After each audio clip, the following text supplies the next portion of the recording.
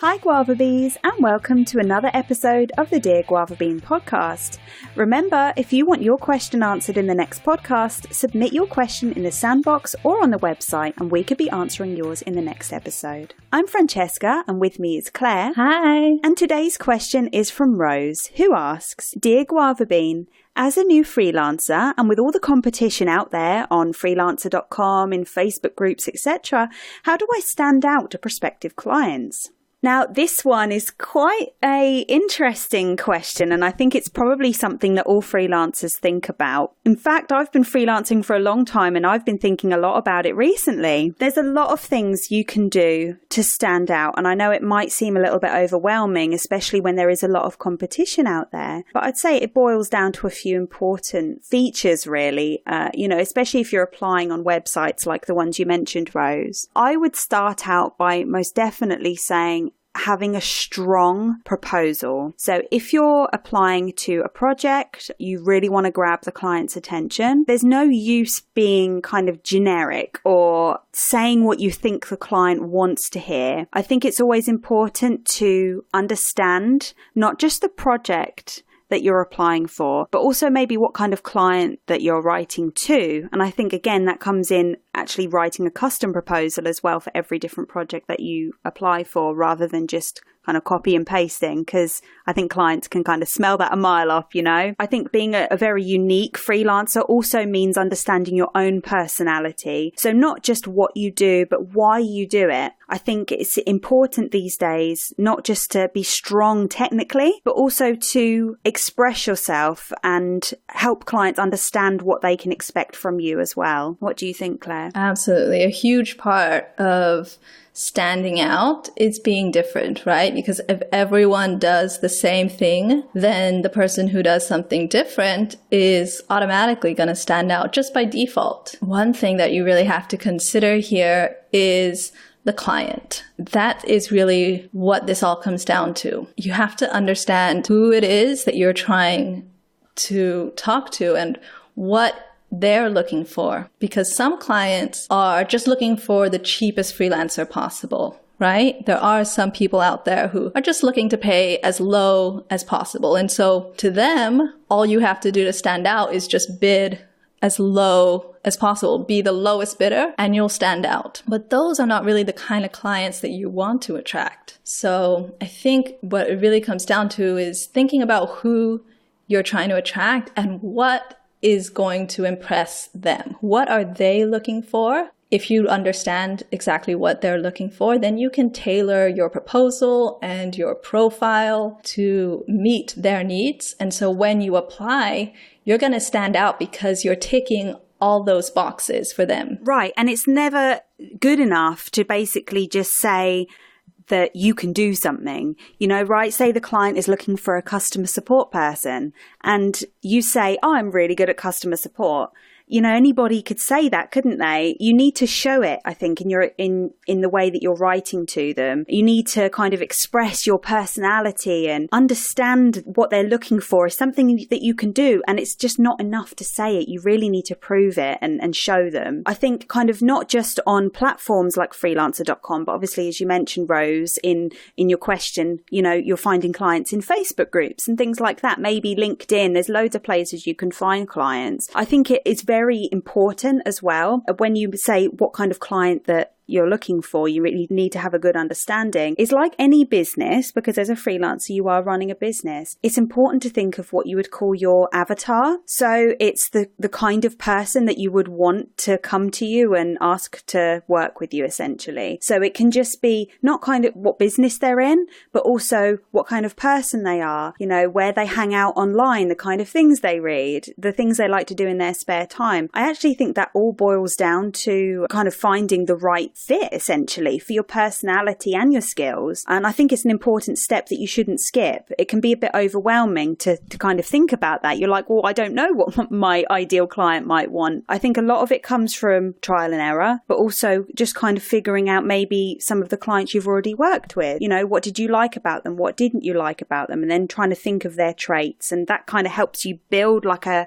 profile, essentially, of what your dream client looks like, and then going out of your way to find them that way. So yeah, I think, like we've already covered, it's not only the technical skills, but also what your personality is. Do you prefer to work with extroverted clients or people who are more introverted that you can have a deeper conversation with? And again, it all depends on the kind of work you're doing too. Yeah, that made me think of a really good point. I think that you really have to ask yourself, what would stand out to me? If you're applying for the type of client that is similar to you, or if you're someone with high standards, then you should put yourself in that client's position and ask yourself, if I were hiring a freelancer and I saw 100 different applicants, what would stand out to me? What would someone have to do or have in order to stand out? How I stood out when I first started, because I started on Freelancer.com and there was a lot of competition. One thing that I did, because I was applying for proofreading jobs, and so I knew that in the proofreading field, it's all about attention to detail. Proofreaders have to have really good attention to detail, and clients are looking for someone who has that attention to detail.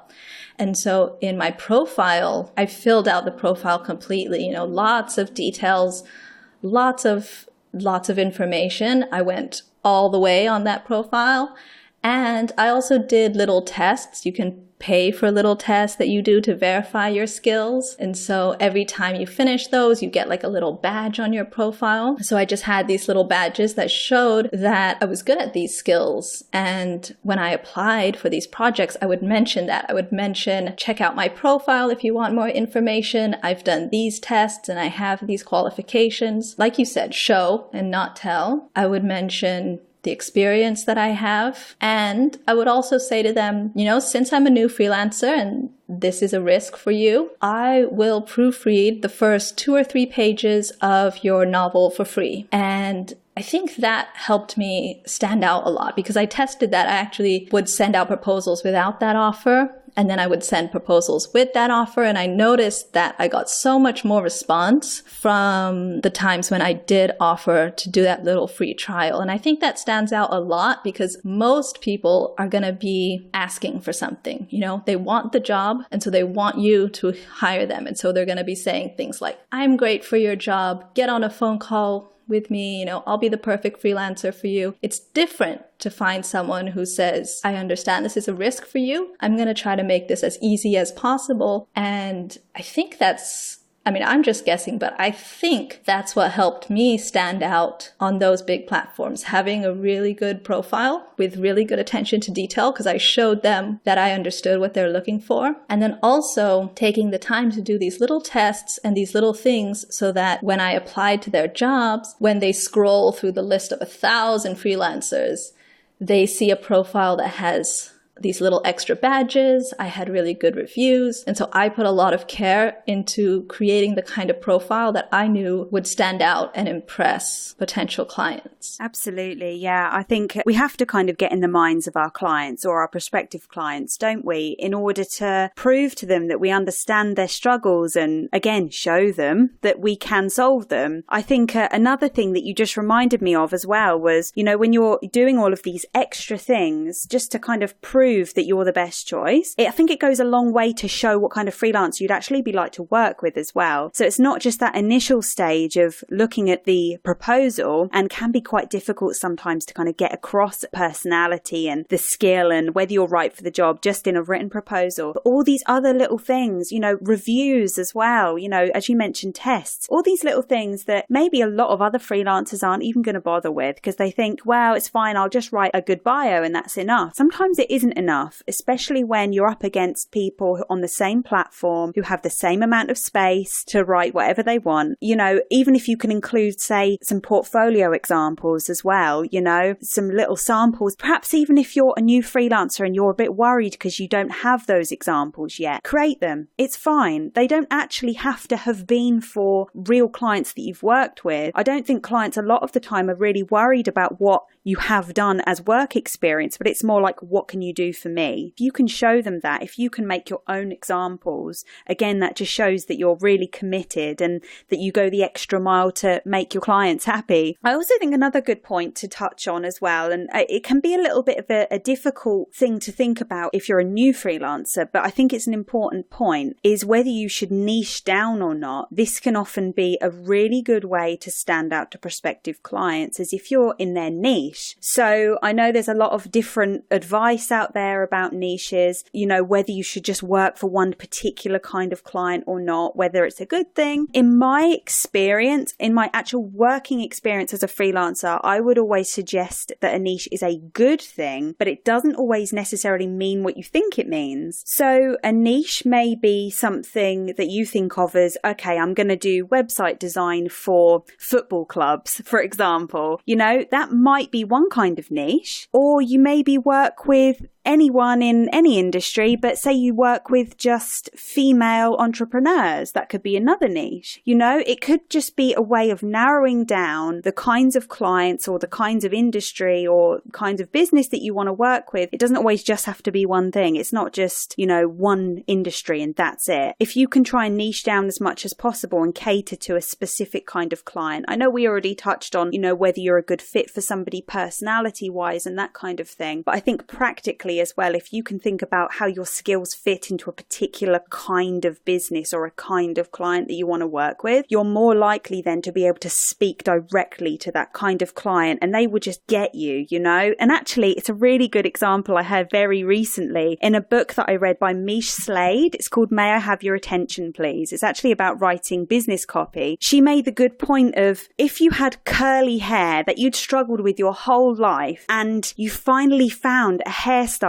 that just dealt with curly hair, no one else, they had curly hair products, they just worked with people who fully understood what your struggles were, and even if they cost double what you normally pay, wouldn't you rather go to them because they fully understand you rather than kind of the person who's still kind of, you know, just catering to everybody? And I think that's another really good way of standing out, is starting to learn who your ideal client is, and then it won't matter so much about racing to the bottom on these platforms. You know, it's not then about price and worrying whether you're affordable, but also whether your client cannot live without you. And I think it's learning where you fit in and where you're unique in that respect. And it takes a while to think about this, but you know, when you're working with clients and building up that experience, it will come to you, and it always requires a little bit of tweaking. You know, even years on, I'm still doing it. And I think it's a really important part of keeping your freelancing business unique and standing out as the competition grows. Yeah, wow. Such good advice. I really love what you mentioned about niching down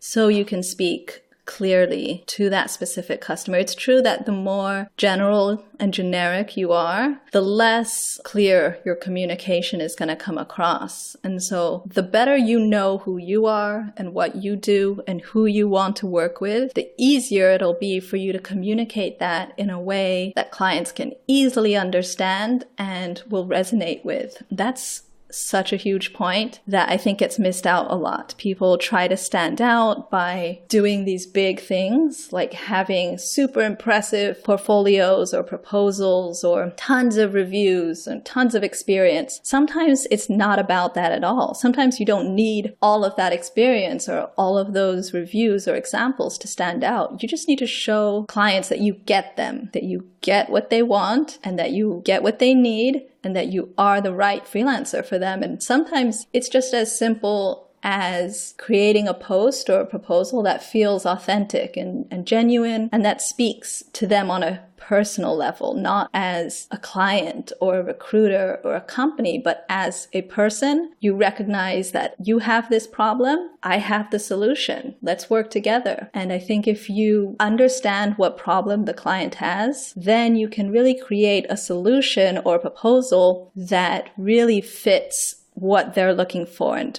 when I hire a freelancer, I have a list in my head of the core qualities that I'm looking for. I want someone to be self-motivated. I want them to be disciplined. I want them to have initiative and to take action, all of these things. And so when I scan through the applicants, I'm looking for someone who's going to tick all of these boxes. I think most clients are. They don't just go into a hiring position with no idea of who they want. Most people have a clear idea. Even if not a super clear idea, they kind of know who they want to work with and what they're looking for. And so when they scan the applications, what they're really looking for is someone who fits their description. And so if you understand them and if you can create a proposal that speaks to that to me is really how you stand out. When I'm going to hire a freelancer, I'm looking for someone who ticks all the boxes. And I know for new freelancers, it's tough to know what all these boxes are. But that's why we're harping over and over on this thing of understanding your client and being unique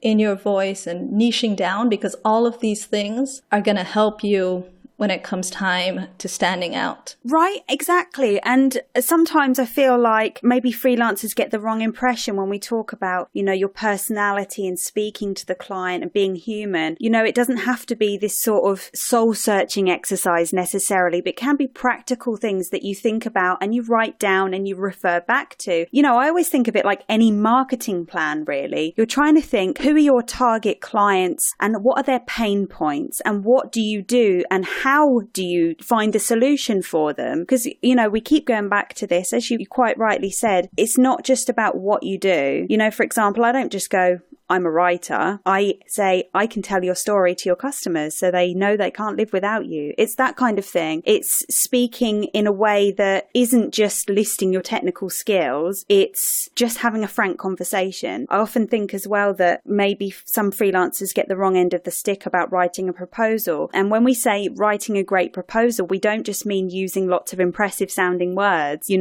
because often they are a bit cliche. It's a good idea to get rid of the cliches. And I actually think what a good thing is that I almost forgot about, in fact, before you write your proposal, say it. Record yourself and listen to how you would actually explain it if the client was in front of you, or even just like a friend, and note how you speak. So if you're saying it in a really human way, write it as you say it. If you're then using words in your written proposal that you actually wouldn't say in real life, don't include them, because it just comes across stuffy, it comes across inauthentic, and sometimes it just looks like you're trying too hard and maybe not being as honest as you could be if you just wrote in plain English in the way that you speak. I think it's a combination of things, but really just knowing who you are and kind of what clients you're looking for. But also, if you're not sure about that yet, which is such a common thing for freelancers, take the time and figure out what clients you want to approach before you just kind of cast your net far and wide and wonder why nothing's coming through. I think it's so important to remember those practical exercises as well. Really important.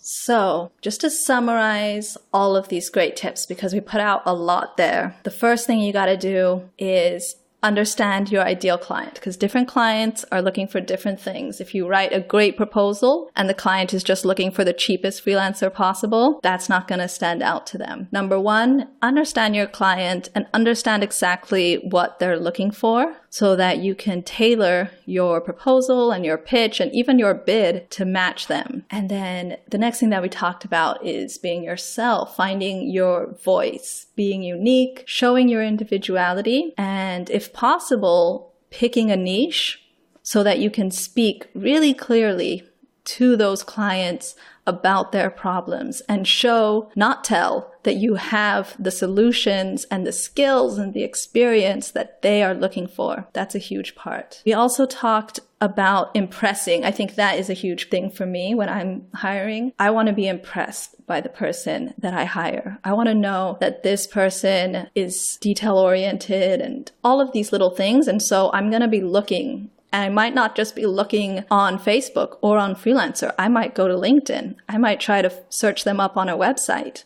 I'll be looking in several different places to see if this person is really a serious freelancer or if they're just trying their luck. You know, some people are, they really want the jobs, but they're not really living the freelance lifestyle in the way that they're putting themselves on LinkedIn. They're building up a website. They're really doing all the right things. And that's what I'm looking for. I'm looking for someone who, like I said, ticks all those boxes and does all the right things. And in order to know what those right things are, you kind of have to know, again, your ideal client, your niche, and what they're looking for. Well, I think they're really good points. I think another thing as well, just really quickly, when we say that sort of going the extra mile and impressing your clients, you want to also make sure when you're looking across different platforms, as you just mentioned, you want to make sure just little things like your email address is right, your links work, there are no spelling errors. You haven't got platforms with no bio or no image. It's about creating that solid brand and just showing that you are a real person. I think it can be quite daunting for some clients to hire a freelancer. I think some people forget that as well. So it's just about being honest in that respect too, not just about what your skills are, but that you can be trusted and that you're real and you're making an effort to run your business in a professional way. I think some people worry about, coming across professionally or in the right way in what they write, but also just those little details can make all the difference. Yeah, absolutely. I think we covered this topic. I know it's such a tough one, and I feel like sometimes it's just one of those things that you need to get some experience with your ideal clients in order to know what stands out to them. The other thing I guess I would suggest is if you have clients, ask them what stood out to them, like why they hired you. Was it something that you said? Was it something that you did? Was it your LinkedIn profile? Was it your social media? What is it that stood out to them and got them to hire you? And if you can get that feedback, that could be gold. Like hearing from your clients exactly what they found particularly attractive, that I feel like is worth sending an email or having a conversation, just trying to do a little bit of research to help me get better. I just want to know, what was it that stood out about my application when you hired me? And I think you would find so much good advice and information from that. I agree. And probably some good testimonials to use as well. Yeah, absolutely. So I guess the last thing I will just say is one thing that you kind of have to have in your mind, even though you know there's competition out there, I think you just kind of have to ignore the competition. Like, they're there, there's going to be people, but you also kind of have to have confidence in yourself and believe that you are the right freelancer for this project. And in some ways, completely ignore the competition and talk to this freelancer as if you were the only one applying for their job. I think too many freelancers get in their head with the other competition, and it stops them from applying. It stops them from taking action on the jobs that they would like because they feel like, oh, there's so much competition, I don't even have a chance. Why bother? And I think the freelancers that are the most impressive to me are the ones who show so much confidence and they don't even care about the competition. They're not going to try to tell you I'm the right freelancer because of this or that. They just know who they are. They know what they're good at. And they have a way of showing and not telling that it comes across so clear. When I find that perfect freelancer, I just know it.